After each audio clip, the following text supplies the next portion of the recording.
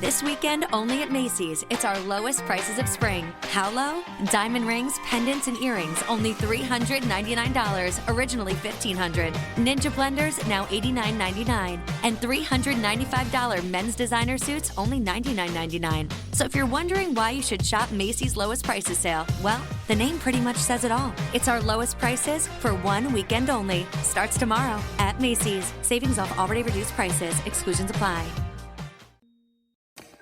September 14th, 1994 was a quiet night in Zimbabwe. Then suddenly, what sounded like an explosion startled people all over the country. Windows rattled and doors shook. Shocked and confused, people nervously stepped out of their homes to see what happened, but everything looked fine. They went back inside to bed. But one woman wasn't satisfied. Cynthia Hind drove around the capital city of Harare looking for the source of the sound, but nothing seemed unusual. But back at home, Cynthia's phone rang relentlessly. She was a UFO investigator, and witness reports were coming in one after the other. The news claimed that the sound was a sonic boom caused by a meteor shower, but Cynthia wasn't so sure. Eyewitnesses near Lake Kariba described bizarre lights in the sky earlier that week. Lights in a row that moved erratically. Fast, then slow, first north to south, then east to southwest. Meteors don't do that. Cynthia suspected there was much more to the story, and 2 days later, she'd find out she was right.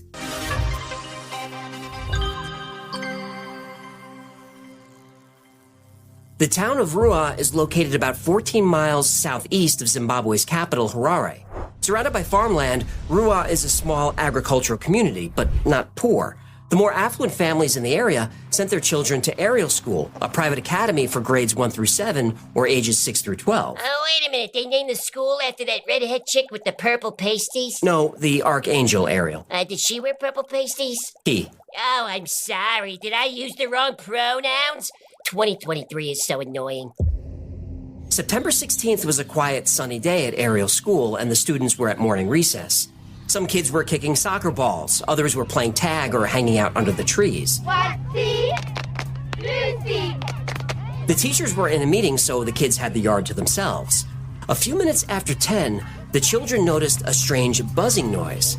At first, it seemed to come from everywhere. It sounded like a swarm of bees or faulty electrical lines. The children were nervous, but then the sound stopped.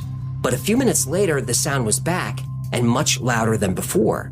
The kids looked around for the source, and there, hovering above the trees, was an object. Witness accounts vary, but some saw a bright streak, others saw a glowing disc. But all agreed a mysterious object with flashing lights was descending beyond the tree line. Naturally, the children drifted toward the woods for a closer look. Through the brush, they saw a metallic saucer-shaped craft slowly land in a rocky field just beyond their play area. Then the buzzing stopped. Other children in the yard became aware of the commotion, hearing shouts of, "I see it, and there it is." Subconsciously, the children gathered together, pooling their bravery, and walked slowly toward the object. Then they stopped, frozen with fear. Two figures were standing outside the craft, and those figures weren't human. Hundreds of people today phoned the ZBC and the BBC correspondent in Harare saying they sighted an unidentified flying object last night. We have some eyewitness reports. It was a bright, radiant light. I've never seen anything like it in my life. It was the absence of noise I didn't like. The craft sat silently in the brush beyond the fence line. Two beings about 4 feet tall emerged from the silver object. They were dressed in dark, tight-fitting suits. They had large heads with no ears and very small noses and mouths.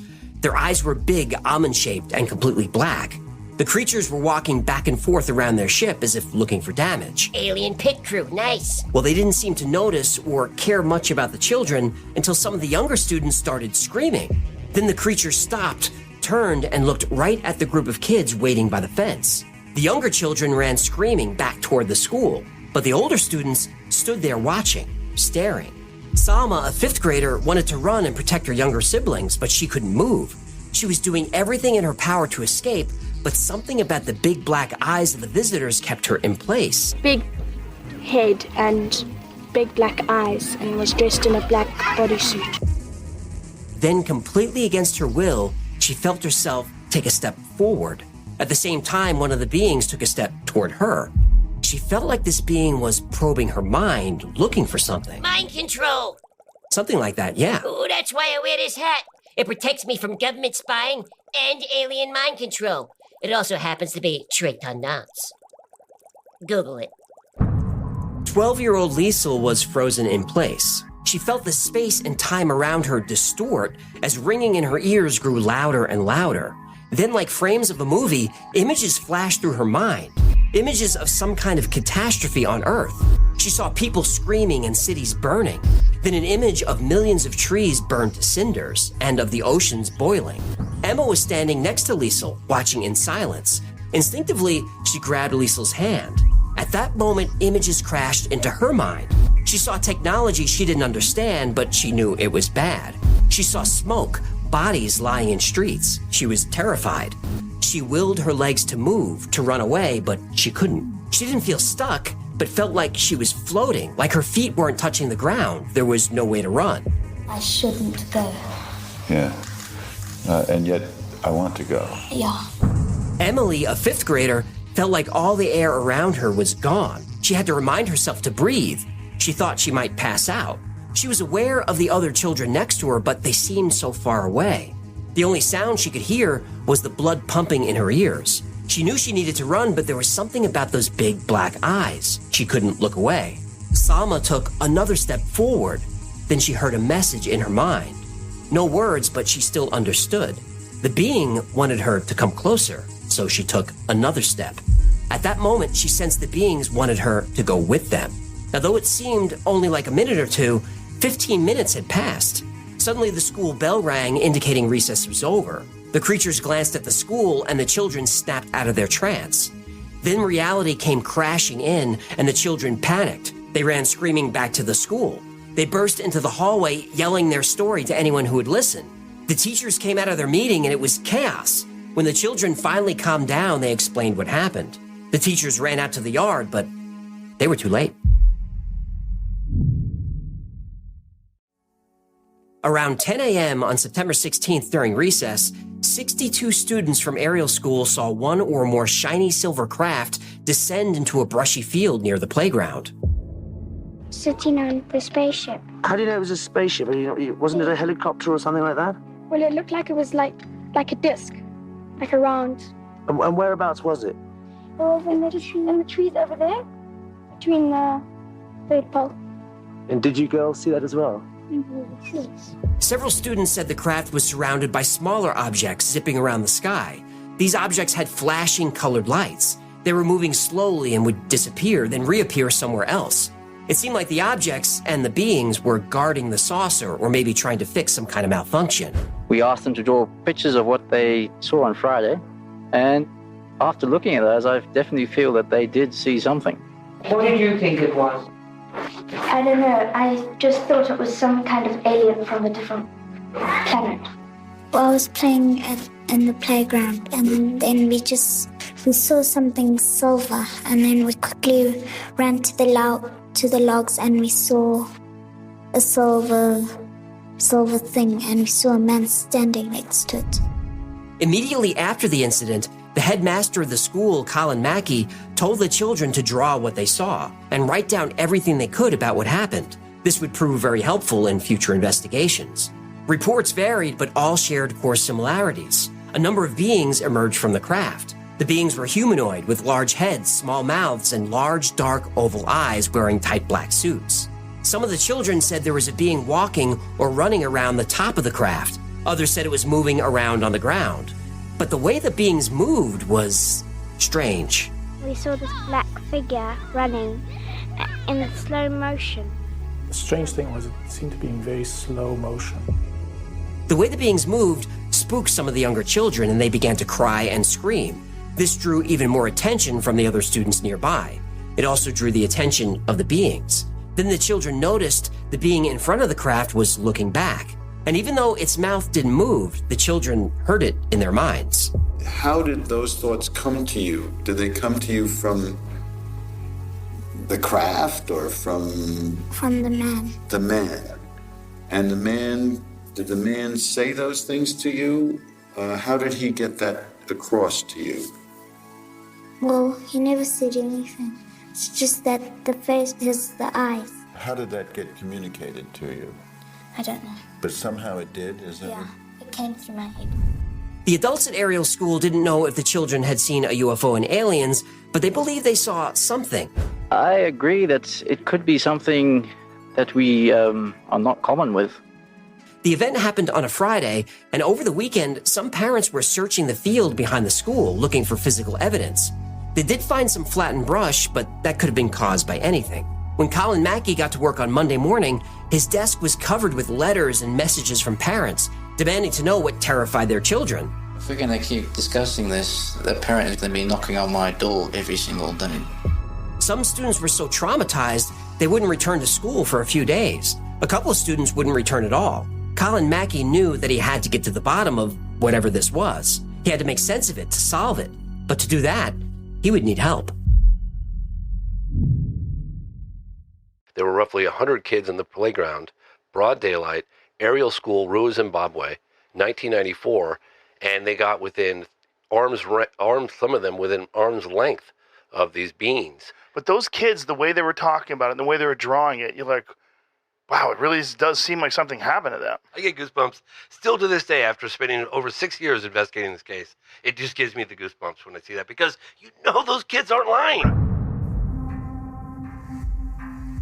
In the few days after the loud sound was heard all over Zimbabwe, Cynthia Hind would continue to study witness reports of the supposed meteor shower. Professor Ewan Nesbitt, who worked at the Greenwich Observatory in London, told her that a Russian satellite had entered Earth's atmosphere. As the satellite burned up, it caused strange lights in the sky and what sounded like an explosion. Some pieces of the satellite were actually recovered in the city of Karoi outside of Harare. But a disintegrating satellite didn't match the descriptions given by the witnesses. We saw this like a silver thing down there. It was a silver oval thing that flew past really slowly. I saw the bigger one and the spaceship, like 4 or 5 of them. It was red, green, and yellow. There was this big ship. It had these lights, these patterns, and it flew. The news outlets had encouraged witnesses to call with any information they had about the mysterious object. Hundreds of people called the local television station and the BBC station in Harare. What they reported did not resemble a meteor shower. These things were flying in a pattern, and there was no sound. No wings, no nothing. Shiny oval thing. As the continental coordinator for MUFON, the Mutual UFO Network, Cynthia had her own theories about what might have been seen in the sky that night, but she needed more evidence. 2 days later came an electrifying call from Tim Leach, the BBC bureau chief for Zimbabwe. Hello. Hello, my name's Tim Leach from BBC Television News. I understand that you had some strange experience. Yes, that's right. He was a respected journalist, a seasoned reporter who covered war zones. Yet on this call, he sounded rattled. Tim told Cynthia that 62 students at the Ariel School in Rua had seen a UFO. He invited her to join him at the school to talk to the children. Of course, she agreed, but even after 20 years as a UFO investigator, she'd never seen anything like this. Tim Leach was a cameraman and producer who had covered war-torn parts of Africa like Angola, Rwanda, and Nigeria for the BBC. He was familiar with gunfire and tense situations. He even witnessed the deaths of several colleagues. Despite his experience, Tim was unsure about how to proceed. The BBC is known for fact-based reporting. Ha! If you think the media is reporting facts, I have an NFT to sell you. Well, they require multiple sources to run a story. If you count anonymous sources. Tim had over 60 sources, actual sources, yet the story still wasn't considered credible. Local reporters weren't taking it seriously. Well, unless it's a story about cow farts and global warming. They take that very seriously. Yeah, I don't want to have this conversation now. Even Tim Leach, a self-proclaimed realist and skeptic, couldn't make sense of the Ariel School UFO incident. That's when Cynthia Hind suggested they contact Dr. John Mack. Tim Leach from BBC Television News in Harare, Zimbabwe. Message for Dr. John Mack.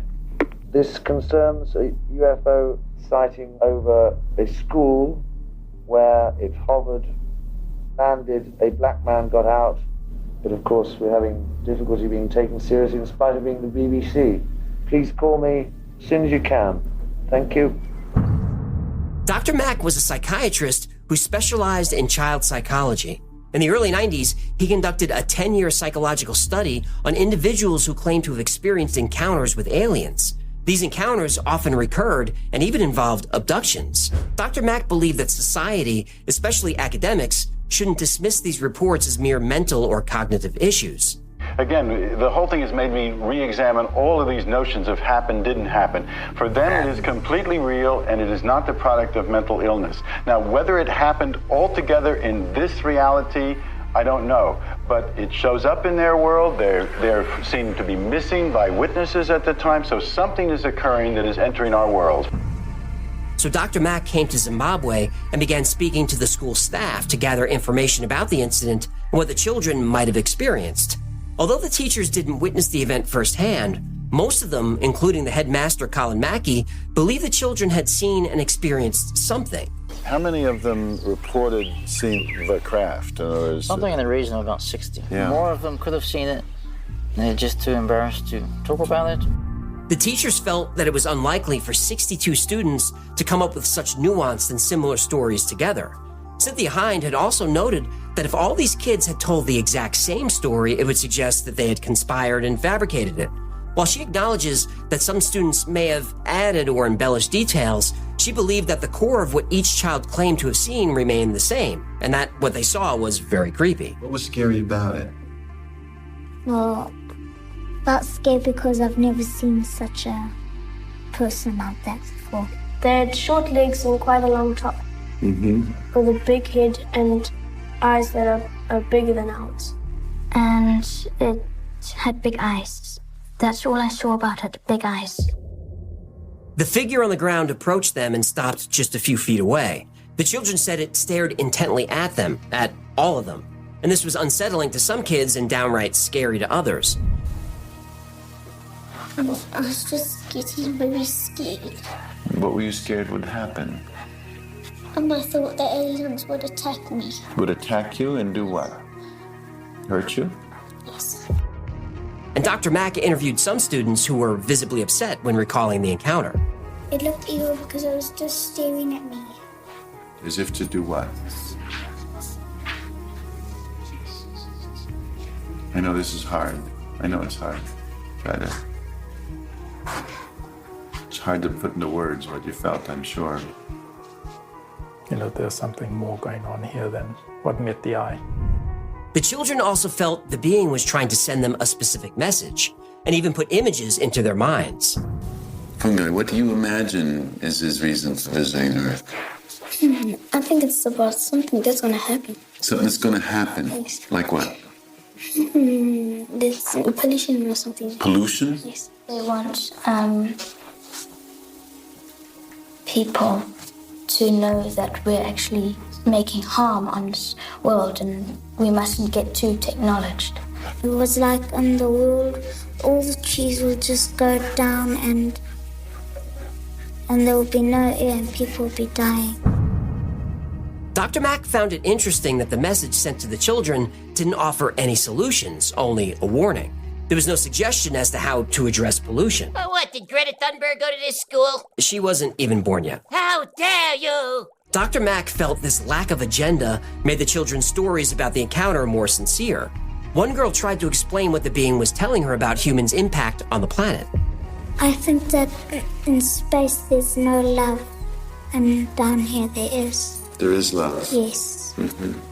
Is there anything we can do with that love as far as taking care of the Earth that you had talked about? Dr. Mack was encouraged. He asked if there's anything we as a people can do with that love to help the Earth. Unfortunately, the answer was no.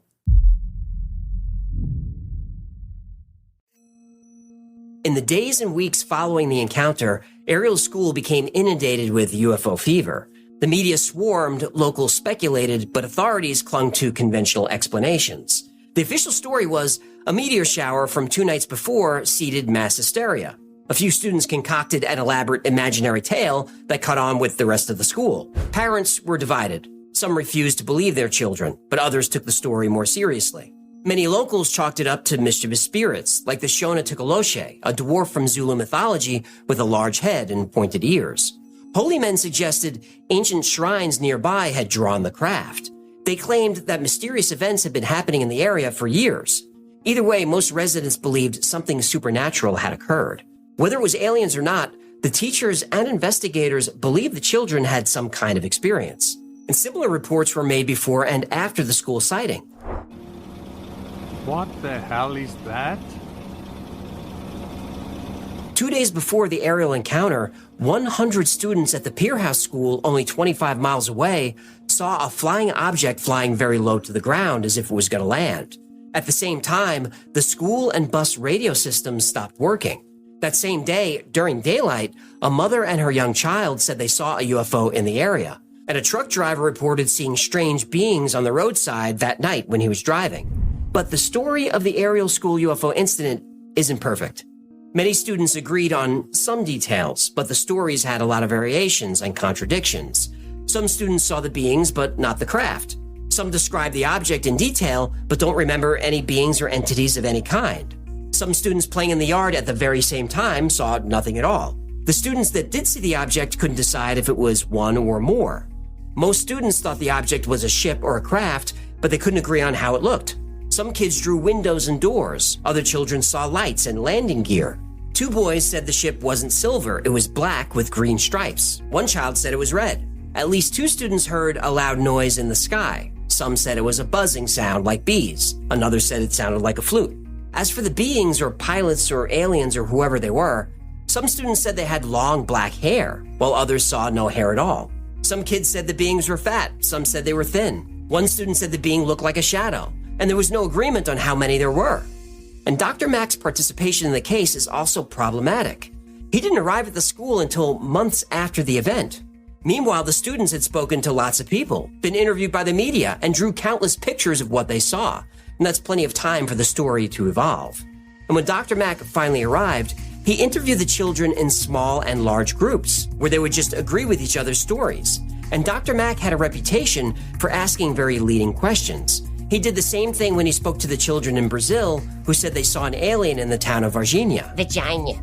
Before Dr. Mack brought up the idea that aliens were communicating telepathically, the children never mentioned it. Same with the telepathic message that the children allegedly received about how the Earth was in danger because of pollution. The students didn't mention that before Dr. Mack joined the investigation. And Dr. Mack was an environmentalist who was very worried about climate change. Oh, you believe in UFOs but not climate change? Of course, one's a real thing and one isn't. For the most part, the teachers believed the students. So did Cynthia Hind. I believe them. I believe they saw what they said they saw. I think that perhaps some have been influenced by others and they've added a little bit here and a little bit there. But basically, they drew in their drawings many things that I don't think that they could know about. Cynthia Hind wasn't just a UFO researcher. She was the MUFON Continental Coordinator for Africa. And the purpose of MUFON is to investigate UFO sightings and gather data. MUFON is not a group of UFO nerds posting on Reddit. I do like those nerds, though. I do too.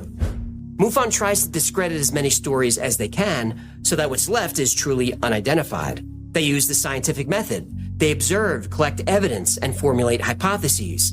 They then conduct experiments to confirm or refute each investigation. And they have a success rate of 95% in proving their hypotheses. And this case elevated Cynthia Hind's career.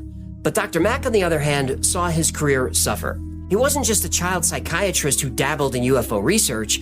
He was a Pulitzer Prize-winning professor and head of the Department of Psychiatry at Harvard Medical School. But his colleagues didn't like Harvard being attached to his UFO research. We're very embarrassed for the profession and a little worried about John himself. You know. What, he's gone off the rails a bit? Well, John is a man of great gift and great intelligence, but he's also a man who tends to take on enthusiasms, and in this time he's gone too far. We're worried about him. We hope he'll pull himself together. Harvard Medical School actually formed a committee to investigate Dr. Mack.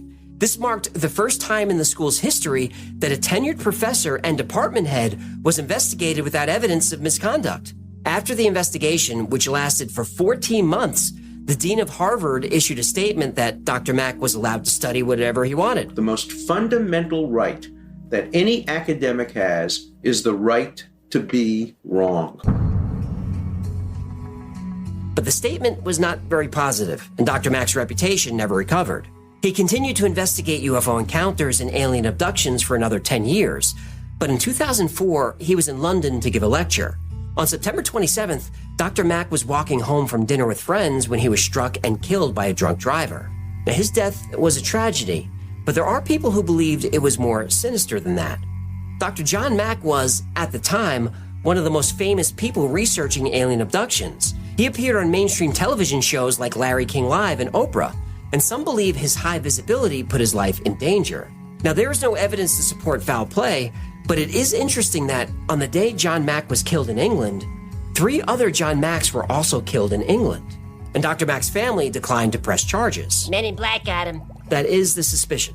But whether his death was an accident or not, Dr. John Mack is just one name in a long list of UFO researchers and whistleblowers who die early.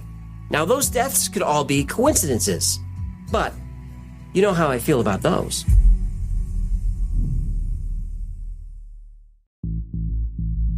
The Ariel school encounter wasn't the first time a UFO landed near a school, which was seen by multiple people. On April 6, 1966, in Melbourne, Australia, students from Westall High School and some local residents witnessed a UFO land in an open field.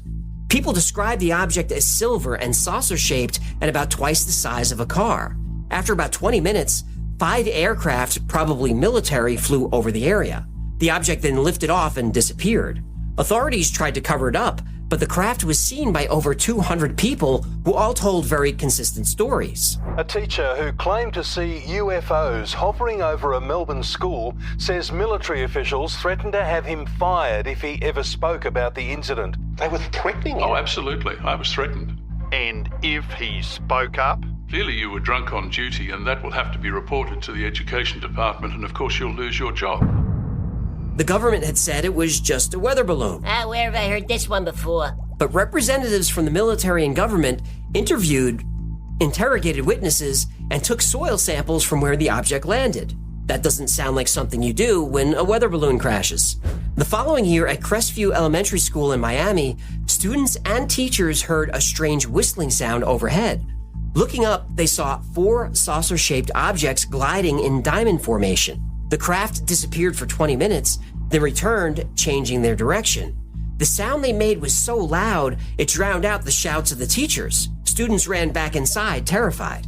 Briefly vanishing again, the UFOs rematerialized for another flyby. Then, in perfect unison, they flipped onto their sides and flew away at an unbelievable speed. This event was witnessed by 150 people. 9 years later, in Wales, over a dozen students and staff at Broadhaven Primary School reported a silver disc hovering over the school. They watched the object for a few minutes until it darted away. But later that afternoon, it returned, this time witnessed by even more people. Once again, it hovered for a few minutes before vanishing again. The British government said the UFO was actually a meteorological anomaly, a weird weather event. But in 2017, documents were found that proved not only was the government taking the sighting seriously, the UFO was seen by military personnel and pilots and air traffic controllers. Well, how long are these governments gonna keep lying to their citizens, eh? I don't know, I guess until the citizens get sick of it and do something about it. You sick of it yet?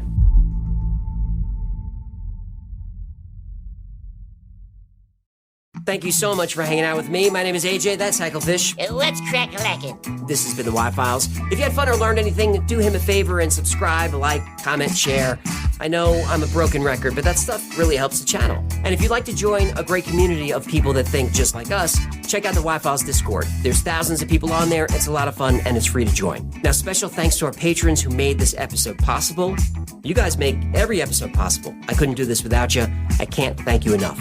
And if you'd like to support the channel, consider becoming a member on Patreon. For as little as $3 a month, you get all kinds of extra perks, like seeing the episodes early, without commercials, without sponsors, without any of that stuff. And you get early access to goofy products like the Hecklefish plushie.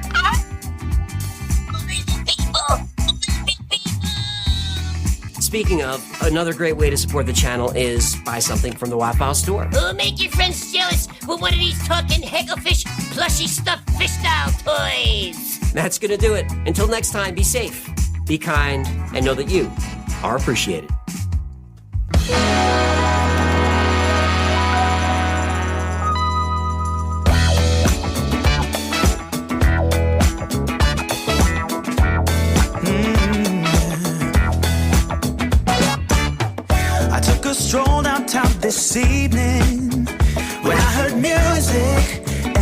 through the night.